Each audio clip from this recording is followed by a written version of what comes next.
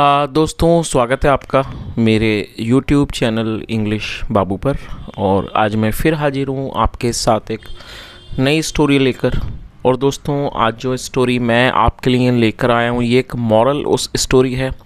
और दोस्तों, ये एक एडवांस लेवल की स्टोरी है, क्योंकि कई दिनों से आप लोगों के कमेंट आ रहे हैं कि सर आप कोई एडवांस स्टोरी लेकर आइए। तो ये एडवांस स्टोरी है। और दोस्तों, आज की इस स्टोरी में आपको कई सारे नए इंग्लिश के वर्ड मीनिंग सीखने को मिलेंगे, उनकी करेक्ट प्रोनाउंसिएशन के बारे में पता चलेगा, और हमेशा की तरह जो इसका ग्रामर का पार्ट है उसे डिटेल में कवर करेंगे, तो एक एक स्ट्रक्चर को आप बड़ी आसानी से सीख पाएंगे। तो चलिए दोस्तों, आज की इस कहानी को हम शुरू करते हैं। और सबसे पहले कहानी का टाइटल देखते हैं। कहानी का टाइटल है द लेटर। लेटर का मतलब होता है पत्र। तो दोस्तों, ये आज की इस कहानी का टाइटल है, शीर्षक है। और अब मैं इसे पढ़ना शुरू करता हूँ। आप लोगों से रिक्वेस्ट है कि आप कहानी को बिल्कुल ध्यान से सुनें। और यदि आज की कहानी में आपको कोई भी नया वर्ड या फिर नया स्ट्रक्चर मिले तो आप उसको नोट करें। और यदि कहानी पसंद आए तो लाइक भी ज़रूर करें। तो चलिए इसको शुरू करते हैं। Balram returned from the school and found his father Dayaram already at home again। क्या अर्थ हुआ दोस्तों? ये जो वाक्य है ये पास्ट इंडेफिनिट का अफर्मेटिव वाक्य है। और जब हम पास्ट इंडेफिनिट में कोई भी अफर्मेटिव का वाक्य बनाते हैं तो वहाँ वर्ब की सेकंड फॉर्म का यूज़ किया जाता है। रिटर्न का मतलब होता है वापस आना, वापस लौटना। क्या अर्थ हुआ कि Balram return from the school, Balram school से वापस घर लौटा। एंड फाउंड और पाया, हिज फादर उसने अपने पिता को पाया। Dayaram already at home again, मतलब कि जो दयाराम है वो दोबारा पहले से ही घर पर हैं। तो पूरी लाइन का क्या अर्थ निकला कि Balram return from the school and found his father Dayaram already at home again. Balram school से वापस घर आया, घर लौटा, और उसने अपने पिता दयाराम को पहले से ही घर पर पाया। Balram is a 9th class student and his father is a postman in the local police post office। दोस्तों, ये जो वाक्य है ये एक सिंपल प्रेजेंट का वाक्य है। सिंपल प्रेजेंट का मतलब होता है जब हम वर्तमान में कोई ऐसा वाक्य बनाएं जहां इज एम आर का इस्तेमाल हेल्पिंग वर्ब के रूप में किया जाता है, साथ में कोई भी नाउन या एडजेक्टिव को लेकर वाक्य बनाया जाता है किसी भी तरह की वर्ब का प्रयोग किए बिना। तो क्या अर्थ हुआ? Balram is a 9th class student, Balram एक 9वीं क्लास का छात्र है। एंड हिज फादर और उसके पिता इज़ अ पोस्टमैन, एक पोस्टमैन है मतलब कि डाकिया हैं। In the local post office, एक स्थानीय डाकघर में उसके पिता क्या हैं? पोस्टमैन है, डाकिया हैं। आगे देखिए। Balram asked father you again came home early. Balram ने पूछा कि father you again came home early, मतलब आप फिर घर जल्दी आ गए। अर्ली मतलब जल्दी, और दोस्तों कम मतलब होता है आना, और सेकंड फॉर्म में केम, और ये भी पास्ट का ही वाक्य है। तो उसने पूछा कि पिताजी you again came home early, मतलब फिर आप जल्दी घर आ गए। यस, हाँ। सो व्हाट, क्या हुआ? Are you my officer to question me like that. तो उसने क्या जवाब दिया दयाराम ने? Are you my officer to question me like that, मतलब क्या तुम मेरे अधिकारी हो? To question me like that, इस तरह से सवाल करने के लिए क्या तुम मेरे अधिकारी हो? दयाराम आस्क्ड समवॉट एंग्री, जो दयाराम ने नाराज़ होते हुए कहा कि क्या तुम मेरे अधिकारी हो, ये सवाल पूछ रहे हो, मतलब इस तरह से सवाल पूछने के लिए क्या तुम मेरे अधिकारी हो? नो, नहीं। I just wanted to know if you are all right. So saying Balram went into the inner room. और दोस्तों, ये जो वाक्य है ये भी पास्ट का वाक्य है जहाँ सेकंड फॉर्म लगाई गई है। वांट मतलब चाहना, सेकंड फॉर्म वांटेड, और इस वाक्य में दो वर्ब का प्रयोग करके वाक्य को बनाया गया। तो जब हम कोई दो वर्ब का वाक्य बनाएंगे तो पहली वर्ब के बाद टू का यूज़ किया जाएगा कंजक्शन के रूप में, उसके बाद वर्ब की फर्स्ट फॉर्म लगाई जाती है। नो, नहीं। I just wanted to know, नहीं मैं बस जानना चाहता था। If you are all right, कि क्या आप ठीक हो। सो सेइंग, ऐसा कहते हुए Balram went into the inner room, जो बलराम था वो अंदरूनी कमरे में, इनर रूम मतलब कि अंदर वाले कमरे में चला गया। He saw a bundle of undelivered letters there. दोस्तों ये भी पास्ट इंडेफिनिट का वाक्य है जहाँ सेकंड फॉर्म लगाई गई है, सी मतलब देखना, second form saw. He saw उसने देखा a bundle of undelivered letters there. दोस्तों अनडिलीवर्ड एडजेक्टिव है जिसका मतलब होता है कि जिनकी डिलीवरी नहीं हुई है, जो नहीं पहुँचाए गए। मतलब क्या हुआ कि उसने वहाँ पर अनडिलीवर्ड जो पत्र थे, लेटर्स थे, उनका उसने वहाँ पर एक बंडल देखा। फादर पिताजी, there is a bundle of mail. तो उसने क्या कहा कि मेल मतलब कि पत्रों का एक बंडल है। Didn't you deliver the letters. और दोस्तों ये भी पास्ट इंडेफिनिट का ये वाक्य ही इंट्रोगेटिव नेगेटिव है जहाँ पर डिड के साथ नॉट का यूज़ किया जाता है हेल्पिंग वर्ब के रूप में। तो उसने क्या कहा कि didn't you deliver the letters, क्या आपने पत्रों को डिलीवर नहीं किया, क्या आपने पत्रों को नहीं पहुँचाया। इट मैडेंड दयाराम। मैडन का मतलब होता है किसी को पागल कर देना, चिढ़ा देना, और इस बात ने दयाराम को एकदम गुस्सा दिला दिया। He came in red in anger. और वो गुस्से से लाल हो गए। He spoke to his wife. Speak मतलब बोलना, second from spoke. He spoke to his wife, उन्होंने अपनी पत्नी से कहा। सुशीला, टेल हिम, इसको कहो, not to poke his nose in my affair. Poke nose का मतलब होता है किसी बात में हस्तक्षेप करना। तो उसने क्या कहा कि Sushila, tell him not to poke his nose in my affairs, मतलब इसको कहो कि ये मेरे मामलों में हस्तक्षेप ना करे, और वरना I will trash him nice, वरना मैं इसकी अच्छे से पिटाई करूँगा। थ्रेस मतलब पीटना, अदरवाइज मैं इसकी अच्छे से पिटाई करूँगा। चलिए आगे देखिए। Balram said nothing. बलराम ने कुछ नहीं कहा। He moved away and started putting his books and notebooks in order. क्या अर्थ हुआ? ही मूव्ड अवे, वो हट गया। मूव अवे मतलब होता है हट जाना, वो हट गया। And started putting his books and notebooks, और वो अपनी किताबों को और कॉपियों को रखने लगा। पुट मतलब रखना, इन ऑर्डर मतलब एक ऑर्डर में रखने लगा। दयाराम वॉज स्टिल ग्रम्बलिंग, और जो ग्रम्बल का मतलब बड़बड़ाना, और दोस्तों स्टिल का मतलब होता है अभी भी या फिर भी। और ये जो वाक्य है ये पास्ट कॉन्टिन्यूस का वाक्य है जहाँ पर वॉज वर्ब के साथ वर्ब की फोर्थ फॉर्म लगाई जाती है। Dayaram was still grumbling, Dayaram अभी भी बड़बड़ा रहा था। सो वॉट, क्या हुआ? If I did not deliver the letters, की अगर मैंने पत्रों को डिलीवर नहीं किया, नहीं पहुँचाया, तो क्या हुआ? No great harm is done, कोई भी बड़ा नुकसान, हार्म का मतलब होता है हानि, कोई भी बड़ी हानि या नुकसान नहीं किया गया है। They will be delivered tomorrow. और दोस्तों ये जो वाक्य है ये फ्यूचर इंडेफिनिट का पैसिव का वाक्य है, और जब हम फ्यूचर इंडेफिनिट में पैसिव में वाक्य बनाएंगे तो वहाँ विल बी के बाद थर्ड फॉर्म लगाई जाती है। They will be delivered tomorrow, कल उन्हें डिलीवर कर दिया जाएगा। दयाराम वेंट आउट, गो मतलब जाना, वेंट, और आउट मतलब बाहर। दयाराम वेंट आउट, दयाराम बाहर चला गया। And sat down to play cards, और बैठ गया टू प्ले कार्ड्स, ताश खेलने के लिए। विद हिज मैकेनिक फ्रेंड बंसी, अपने मैकेनिक दोस्त बंसी के साथ कार्ड्स ताश खेलने के लिए वो नीचे बैठ गया। Who lived in the neighbourhood, और दोस्तों हु का यहाँ पर यूज़ एक रिलेटिव प्रोनाउन के रूप में किया गया। जब हम कोई किसी का रेफरेंस देते हैं तो हु का यूज़ किया जाता है। लिव मतलब रहना, second form lived. Who lived जो रहता था, इन द नेबरहुड पड़ोस में। तो इस तरह से पूरी लाइन का क्या अर्थ निकला कि वह बाहर गया और वो ताश खेलने के लिए बैठ गया अपने मैकेनिक दोस्त बंसी के साथ जो पड़ोस में रहता था। बलराम वॉज हंग्री, जो बलराम था वो भूखा था। ही वॉश्ड हिज हैंड्स, उसने अपने हाथों को धोया। And sat down to eat the food, और वो खाना खाने के लिए नीचे बैठ गया। That his mother had heated for him, जो उसकी माँ ने उसके लिए गर्म किया था। और दोस्तों यहाँ हेड के साथ थर्ड फॉर्म है, हीट मतलब गर्म करना, थर्ड फॉर्म हीटेड, और ये पास्ट परफेक्ट का वाक्य है। तो वो नीचे बैठ गया खाना खाने के लिए जो उसकी माँ ने गर्म किया था।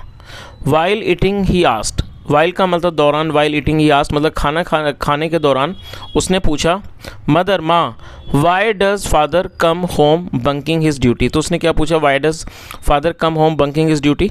और दोस्तों बंक करने का मतलब होता है अपने कहीं जैसे कि कहीं से ड्यूटी वगैरह से या स्कूल से फ़रार हो जाना, वहाँ ना जाना, उसे बंक कहा जाता है।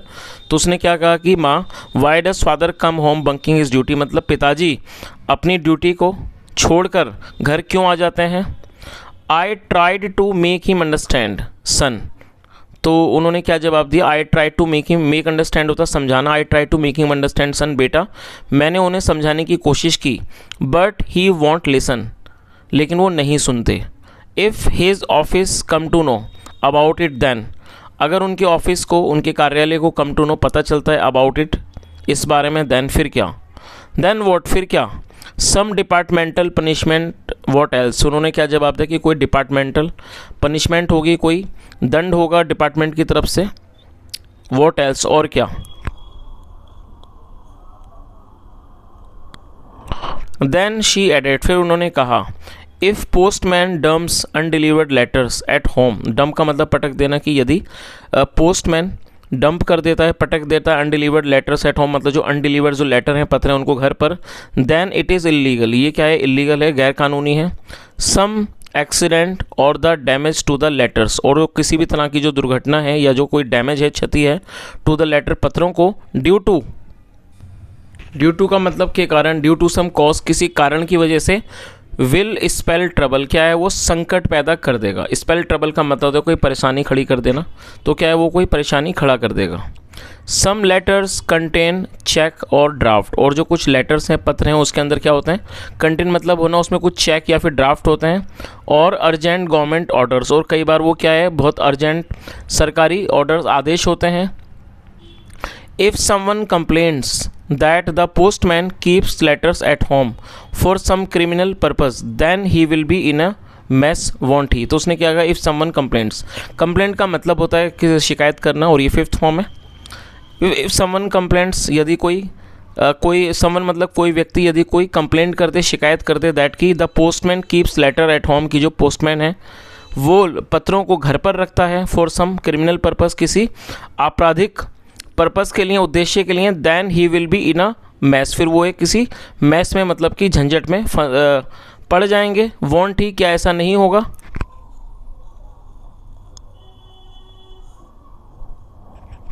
वॉट डज फादर से, पिताजी क्या कहते हैं।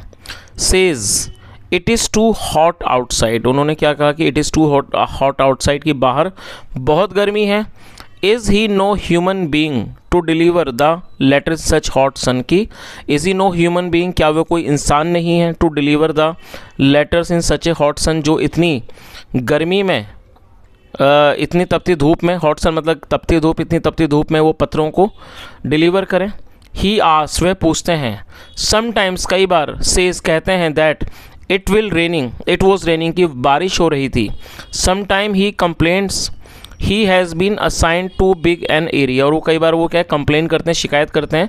ही हैज़ बीन असाइंड, कि उनको दिया गया है, टू बिग एन एरिया मतलब एक बहुत बड़ा क्षेत्र दिया गया, इस चीज़ की क्या है वो शिकायत करते हैं। चलिए आगे देखिए। इट टेक्स होल डे, और इट टेक्स होल डे, पूरा दिन लग जाता है। The post master does not reduce the area, और दोस्तों ये जो वाक्य है ये प्रेजेंट इंडेफिनिट का नेगेटिव वाक्य है, जहाँ पर डू नॉट डज नॉट के बाद फर्स्ट फॉर्म लगाई जाती है। रिड्यूस मतलब कम करना। The post master does not reduce the area, और जो पोस्ट मास्टर है वो एरिया को, क्षेत्र को, डज नॉट रिड्यूस नहीं कम करता है, नहीं घटाता है। सो इसलिए ही सेज, वह कहते हैं, that he also will work as he likes, की वह भी वैसे ही काम करेंगे जैसा उनको पसंद है। चलिए आगे देखिए।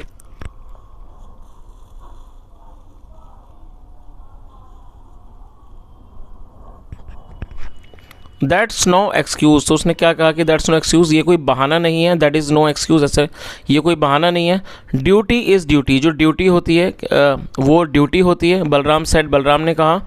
The people must get letters on time, और दोस्तों मस्ट का यूज़ किसी भी आवश्यक शला को दर्शाने के लिए किया जाता है, साथ में वर्ब की फर्स्ट फॉर्म लगाई जाती है। The people must get letters on time मतलब कि लोगों को अवश्य ही समय पर पत्र मिलने चाहिए। Why should they suffer the delay, उन्हें मतलब कि जो डिले है, जो देरी है, उस चीज़ से वो क्यों सफ़र कर रहे हैं, मतलब उस चीज़ का वो क्यों पीड़ा उठाएं। For no fault of theirs मतलब अपनी कोई भी बिना गलती के वो मतलब कि देरी होती है, उस चीज़ से वो क्यों पीड़ा, उस चीज़ की वो क्यों पीड़ा उठाए, उस चीज़ को क्यों झेलें। सफ़र मतलब झेलना। तो उसने क्या कहा कि वाई शुड दे सफ़र मतलब कि वो वह क्यों इस चीज़ का को झेलें। फॉर डिले मतलब डिले को, देरी को। For no fault of theirs मतलब अपनी बिना किसी गलती के। ऑन दैट डे उस दिन, द स्कूल वॉज ऑफ, जो स्कूल था ऑफ वॉज ऑफ वो बंद था। Balram and friends had made a program to play carrom, और दोस्तों यहाँ भी हैड के साथ थर्ड फॉर्म है, तो ये पास्ट परफेक्ट का वाक्य है। तो क्या अर्थ हुआ कि बलराम और दोस्तों ने हैड मेड अ प्रोग्राम, एक कार्यक्रम बनाया था टू प्ले कैरम खेलने का। बलराम वॉज द चैम्पियन, जो बलराम था वो चैम्पियन था। He was to reach at Sandeep's in Eros colony. और दोस्तों यहाँ वॉज टू का यूज़ किया गया जब हम कोई पास्ट में ऐसा वाक्य बनाएंगे जहाँ पर ये दर्शाएंगे पास्ट में कोई काम होना ज़रूरी था, तो ऐसे वाक्यों में वॉज टू या वर्ड टू का यूज़ किया जाएगा हेल्पिंग वर्ब के रूप में। He was to reach at Sandeep's in Eros, मतलब उसे संदीप के पास इरोज कॉलोनी में पहुँचना था। Balram found his friend Sandeep sitting outside sad. क्या अर्थ हुआ कि बलराम ने अपने दोस्त को संदीप को सिटिंग आउटसाइड सैड मतलब कि बाहर उदास बैठा पाया। ही आस्क्ड, उसने पूछा, व्हाट्स द मैटर मतलब कि क्या मामला है। सम प्रॉब्लम, क्या कोई समस्या है। यस, हाँ। My elder brother is worried about job. और दोस्तों वरीड का मतलब है चिंतित होना, और ये जो वाक्य है ये भी सिंपल प्रेजेंट का वाक्य है जहाँ पर इसके साथ एडजेक्टिव का यूज़ करके वाक्य को बनाया गया है। तो उसने क्या कहा कि यस, हाँ, my elder brother is worried about job, मेरा जो बड़ा भाई है वो जॉब को लेकर, नौकरी को लेकर चिंतित है। Our family has been financially hard up. और जो हमारा परिवार है वो फाइनेंशियली मतलब कि वित्तीय रूप से हार्ड अप मतलब कि संकट में रहा है। Ever scenes the father retired मतलब जब से पिताजी जो है वो रिटायर हुए हैं, जब से हमारा जो परिवार है वो क्या है, वो फाइनेंशियल हार्डशिप में मतलब परेशानी में रहा है। ही गेट्स लिटिल पेंशन, उन्हें थोड़ी ही पेंशन मिलती है। Brother must get some job fast, और जो भाई है उसे जल्दी ही मतलब कोई अच्छी नौकरी मिल जाए। At one place he got selected, और उसने आगे क्या कहा कि at one place he got selected मतलब एक स्थान पर ही गॉट सिलेक्टेड, उसका मतलब कि उसे चुन लिया गया। Appointment letter was posted. और दोस्तों ये जो वाक्य है ये पास्ट इंडेफिनिट का पैसिव वॉइस का वाक्य है जहाँ वॉज या वर्ब का इस्तेमाल हेल्पिंग वर्ब के रूप में किया जाता है, साथ में थर्ड फॉर्म लगाई जाती है। पोस्ट का मतलब होता है भेज देना, पोस्ट कर देना। अपॉइंटमेंट लेटर वॉज पोस्टेड, और जो अपॉइंटमेंट लेटर था नियुक्ति पत्र उसको पोस्ट कर दिया गया।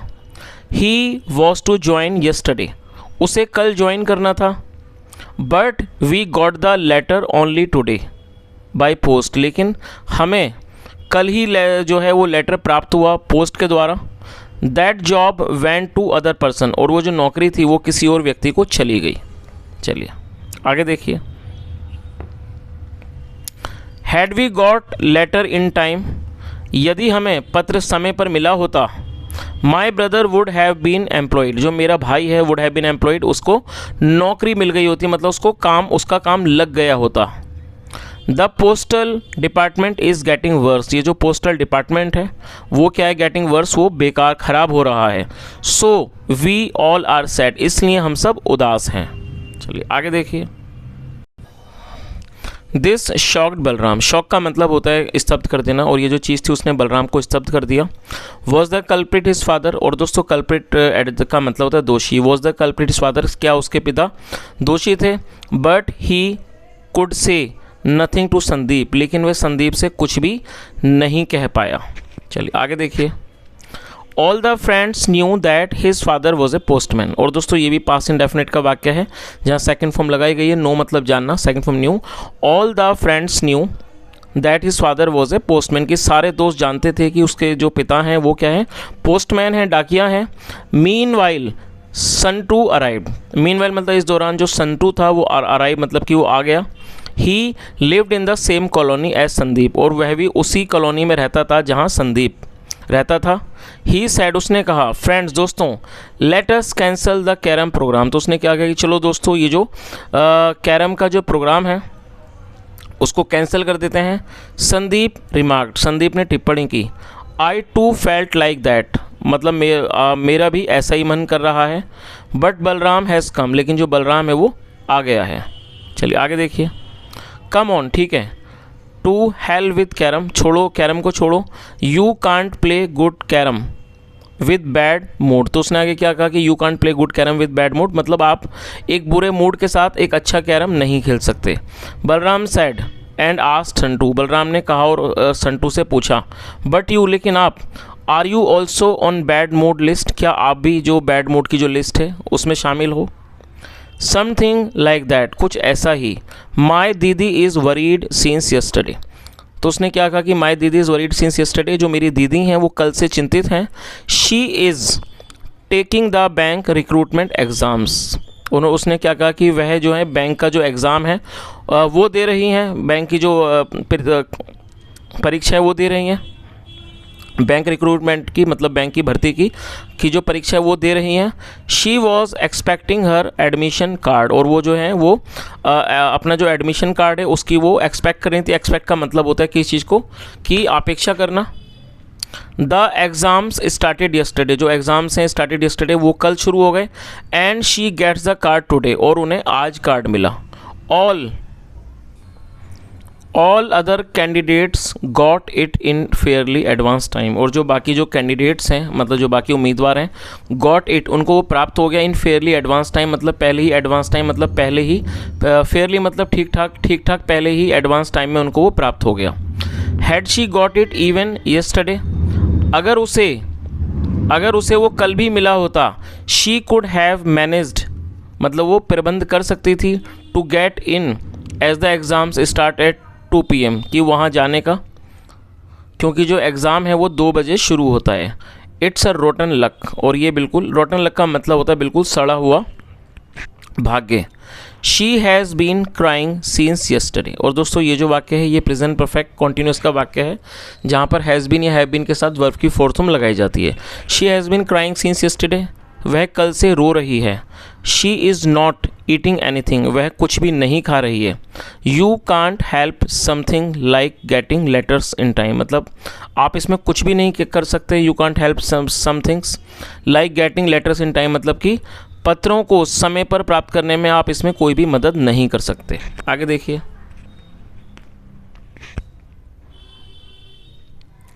संतोष lament made Balram feel giddy, क्या अर्थ हुआ। और दोस्तों गिडी का मतलब होता है थोड़ा सा असहज महसूस करना, और लेमेंट का मतलब होता है कोई भी भड़ास वगैरह निकालना, परेशानी बताना। जो संटू की ये जो भड़ास थी उसने थोड़ा बलराम को असहज कर दिया, असहज फील करवाया। बट ही गैदर्ड हिमसेल्फ, लेकिन उसने अपने साहस किया। गैदर हिमसेल्फ मतलब अपने आप को संभालना, उसने अपने आप को संभाला।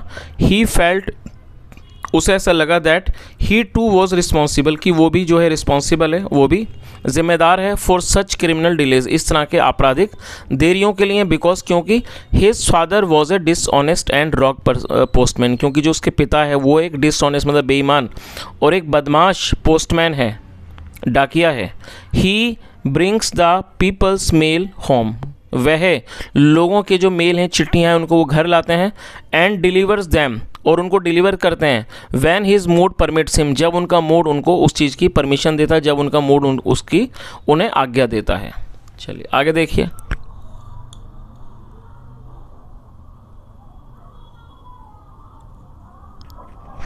Balram could not stay with Sandeep and Santoor for long, और जो बलराम था वो संदीप और संटू के साथ ज़्यादा देर नहीं रुक पाया।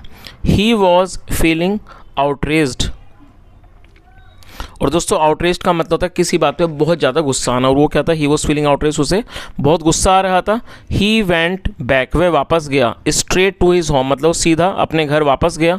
His father was there as most of the days bunking his duty, और जो उसके पिता थे वो वहाँ थे। As most of the days bunking his duty, क्योंकि अधिकतर दिनों में वो अपनी ड्यूटी को बंक करते थे।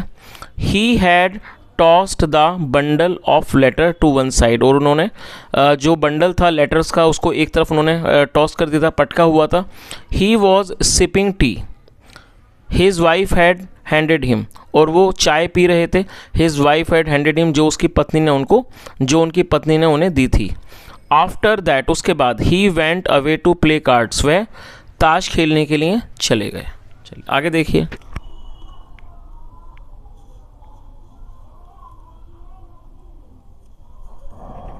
Balram was just waiting for that moment, और जो बलराम था बस वो उस क्षण का इंतज़ार कर रहा था।